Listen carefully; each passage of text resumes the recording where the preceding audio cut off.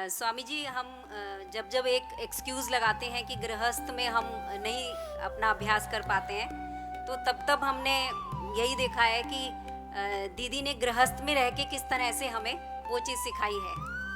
और हमारे जो युवा साधक हैं वो एक अपने उससे जूझ रहे हैं, मतलब एक द्वंद्व चलता है कि दायित्व व महत्वाकांक्षाओं से आज का साधक आज का युवा जुड़ा हुआ है। वह अपनी साधना और उनके बीच समन्वय किस तरह से बिठाए।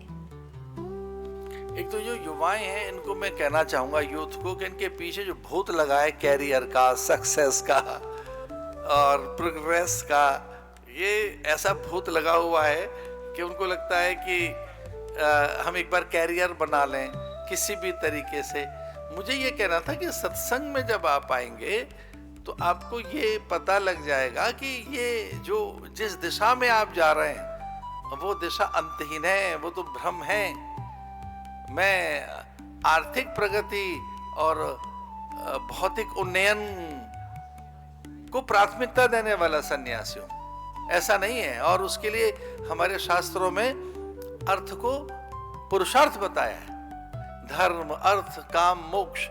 तो जितना ज्यादा बड़ा ये धर्म एक पुरुषार्थ है, उतना ही बड़ा अर्थ भी एक पुरुषार्थ है। अर्थ माने इन टोटलिटी में ये जो कुछ भी संसार है, अर्थ उतना ही बड़ा पुरुषार्थ है। काम, काम माने संसार, हमारे रिलेशनशिप। और अगर ये देखा जाए तो इनको साधने का, इसको समझने का तरीका सत्संग में ही है। कुछ लोग परिवार में ठीक उनको पता ही नहीं क्या रोल निभाना है परिवार में। अगर वो पत्नी है, पति हैं, तो क्या कैसे जीवन वो जिए, वो सत्संग में मिलेगा आपको कि आपका हिस्सा बटना है। बटने से ही आपको आनंद आएगा। जैसे मैं आपको अपने एक अनुभव बता रहा हूँ, सबसे बड़ा जॉय बटने में है। आप जितना बटेंगे, जितना खर्च होंगे, जितना दूसरों के लिए आप जिएंगे, उतना ही आनंद आएगा, उतना ही। तो जो दायित्व बोध है, कर्तव्य बोध है कि पहले क्या करें, ये सत्संग से ही मिलेगा।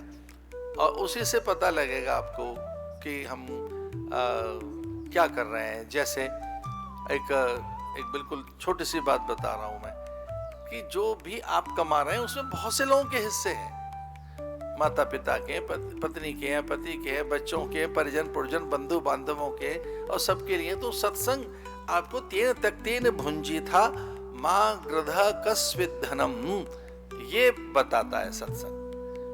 सत्संग आपको त्याग पूर्वक, विचार पूर्वक, ज्ञान पूर्वक जीवन जीना बताता है। अब जैसे दो तीन चीजें हैं और वो ऐसे पता नहीं क्यों इतनी बड़ी हो गई हैं। पता है एक चीज कौन सी है? बड़ा संघर्ष है हमारा, बड़ी समस्या है, बड़ी विकट समस्या है।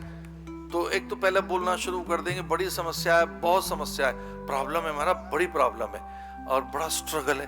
भैया नहीं, ये दोनों शब्द है गढ़े हैं, ये कुछ है ही नहीं। आओ मेरी बात सुनो। विवेक और विचार और एकाग्रता अथवा संयम के बिना, विचार, विवेक, एकाग्रता और संयम के बिना हमें वो जो परिस्थिति है, समस्या दिखने लगती है। फिर से सुनो ध्यान से। हमें कोई एक परिस्थिति विकट लगने लगती है, वो एक संकट लगने लगता है, उसमें कुछ करना हमें संघर्ष लगने लगता है, उसे कुछ करना हमें बहुत अधिक कष्ट साध्य, असाध्य हमें लगने लगता है कि इतना बड़ा गोल है, इतना बड़ा संकट है।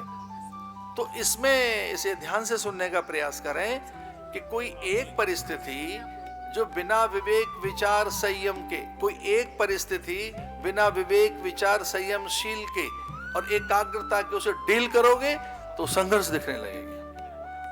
और वही परिस्थिति जब आप विवेक के साथ, विचार के साथ, संयम के साथ, एकाग्रता के साथ और बहुत गहरे आनंद के साथ जब उस परिस्थिति को डील करोगे तो वो समस्या नहीं दिखेगी, संघर्ष नहीं दिखेगी। वो व्यक्ति हो, वस्तु हो, पदार्थ हो, दृश्य हो और घटना हो।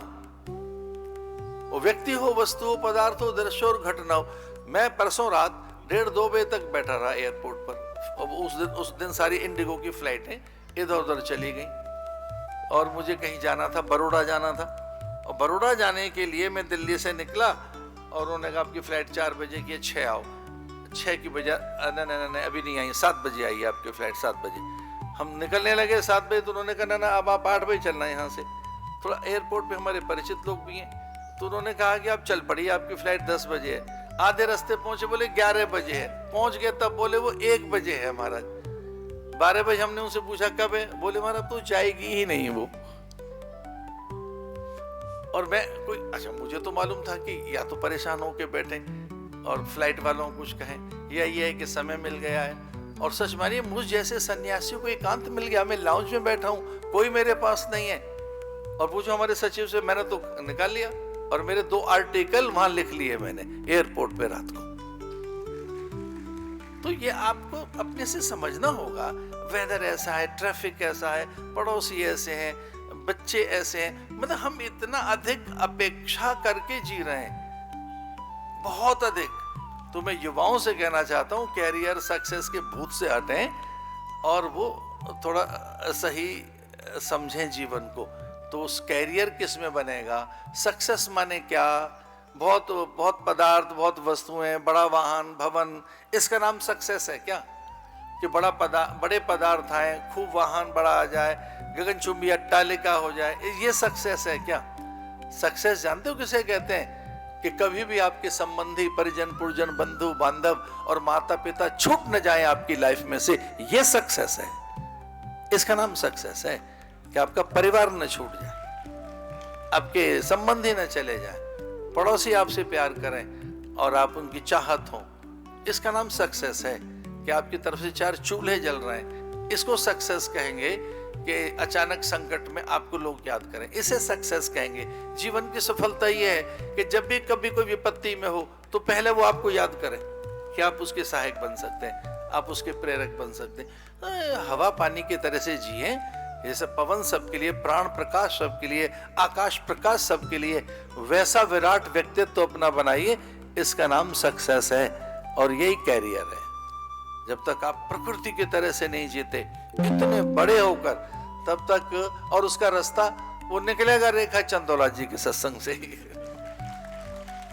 वो तो वहीं से रास्ता निकलेगा। तो यूथ को मेरा ये कहना है कि बिना झिझक के आइए और डेली आइए। धन्यवाद।